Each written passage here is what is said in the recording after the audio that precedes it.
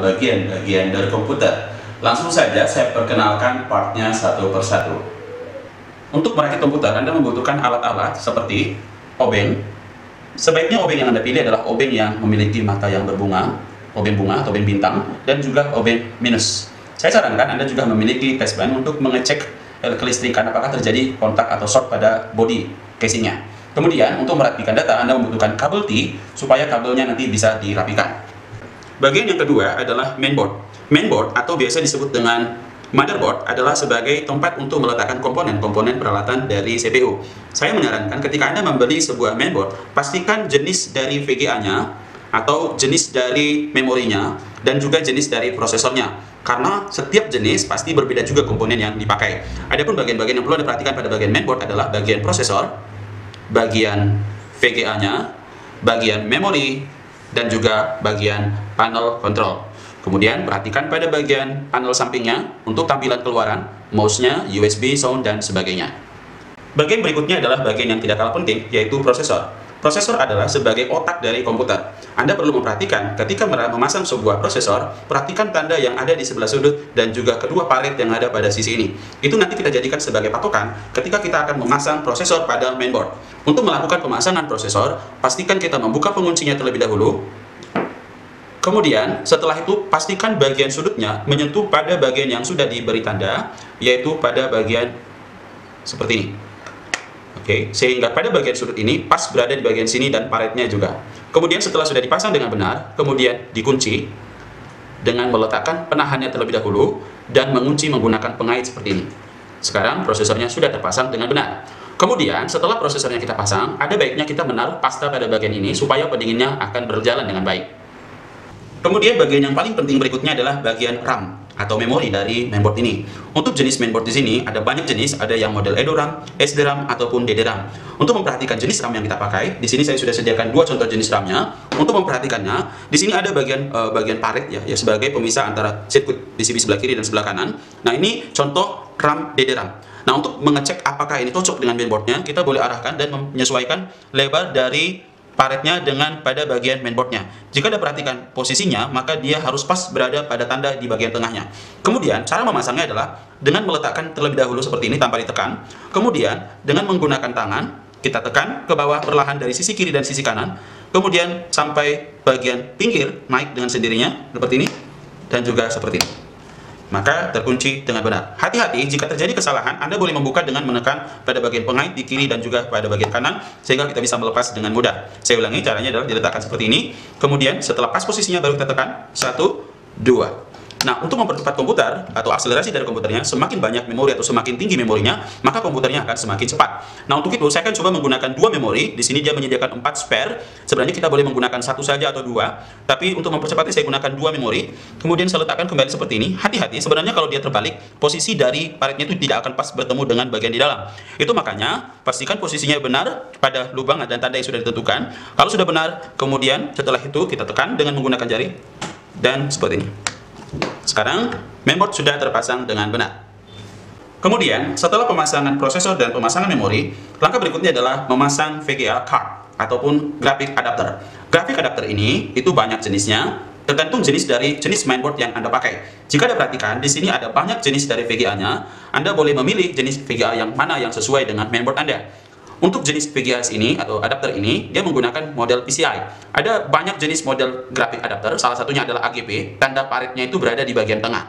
Untuk jenis ini, biasanya paretnya berada di pinggir, yaitu jenis PCI. Untuk pemasangannya, perlu kita perhatikan jenis keluaran dari graphic adapter ini. Ini adalah keluaran jenis VGA, S-Video, dan juga DVI.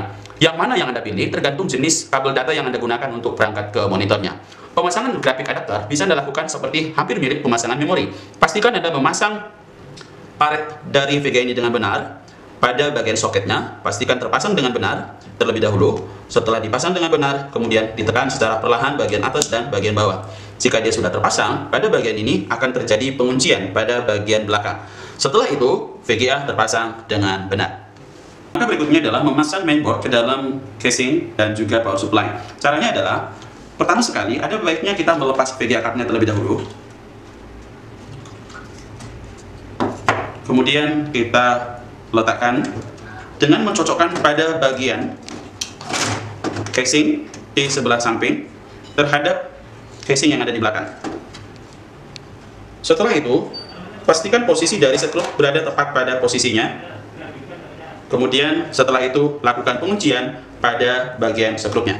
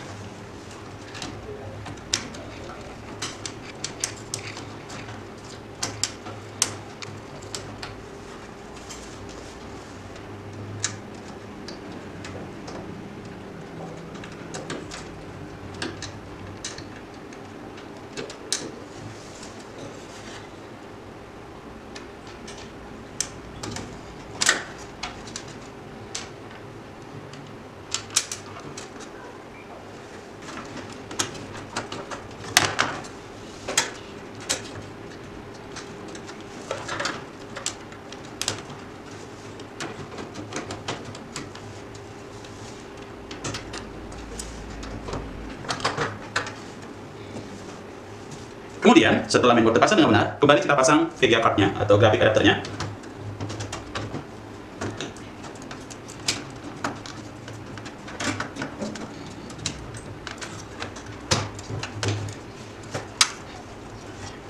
Setelah terpasang dengan benar, maka langkah berikutnya adalah memasang pendingin atau heatsink. Heatsink di sini untuk mendinginkan prosesor. Ada baiknya perhatikan jenis power yang digunakan pada fan-nya dan sumber supply untuk heatsink ini.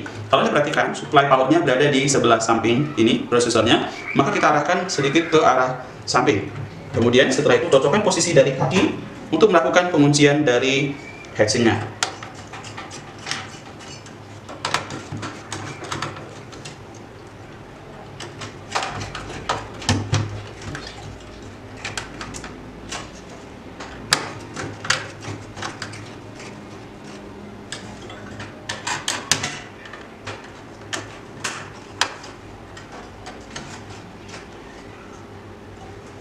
Oke, sekarang heatsink sudah terpasang dengan benar. Langkah berikutnya adalah melakukan pemasangan kabel power pada mainboard. Kabel power ini, kita harus perhatikan jenis power supply yang digunakan pada mainboard. Pada bagian ini, kita boleh perhatikan pada bagian warna putih sebagai power supply dari mainboard. Perhatikan tanda yang ada di sebelah kanan, yaitu pengait yang berfungsi untuk mengunci, dan tanda yang ada pada mainboard. Kita cocokkan tanda ini dengan di mainboard, kemudian kita arahkan pas, cocokkan lubangnya. Setelah sudah pas, baru ditekan di kiri dan di kanan sampai bunyi. Klik seperti itu. Oke, terpasang dengan benar. Kita juga harus perhatikan untuk jenis power supply dari mainboard ATX, dia membutuhkan power untuk tombol tambahan, yaitu untuk tombol untuk power menghidupkannya. Maka kita membutuhkan satu kabel power tambahan, yaitu jumper 2 dan jumper 1. Ini dia untuk menghidupkannya. Kita cocokkan juga sama dengan menggunakan pengait yang ada di kabel dan juga yang ada di mainboard. Setelah itu kita arahkan, baru dipasang dan ditekan sampai bunyi. Oke, sudah terpasang dengan benar. Langkah berikutnya, sebelum kita melakukan pengujian pada mainboard ini, ada baiknya kita memperhatikan kabel pada panel control. Kabel pada power control ini terdiri dari power supply, yaitu terdiri dari tombol power, tombol reset, tombol USB, audio, dan sebagainya. Contoh seperti ini untuk kabel speakernya, kita colok pada bagian speaker. Kemudian pada bagian kabel SATA ini kita hubungkan pada port dari SATA, dari mainboard. Kita boleh pilih salah satu, misalkan saya memilih pada SATA 1, lalu kita pasang seperti ini. Kalau sekiranya dia tidak terpasang dengan benar, mungkin posisinya terbalik, jadi kita putar dan terkunci. Kabel power ini, kabel data dari hard disk ini membutuhkan power. Powernya kita ambil dari power supply. Power supply dari SATA biasanya bentuknya pipi berwarna hitam seperti ini. Kita cukup menghubungkan power supply-nya pada bagian port di samping kabel data, lalu kita tekan seperti ini. Ingat, kalau misalkan posisinya terbalik, dia tidak terpasang dengan benar, maka kita balik dan terkunci. Oke, sekarang hard disk sudah terpasang dengan benar dan juga terhubung dengan mainboard. Langkah berikutnya adalah menghubungkan kabel pada bagian CD-ROM. CD-ROM itu kita gunakan untuk mengcopy aplikasi ke dalam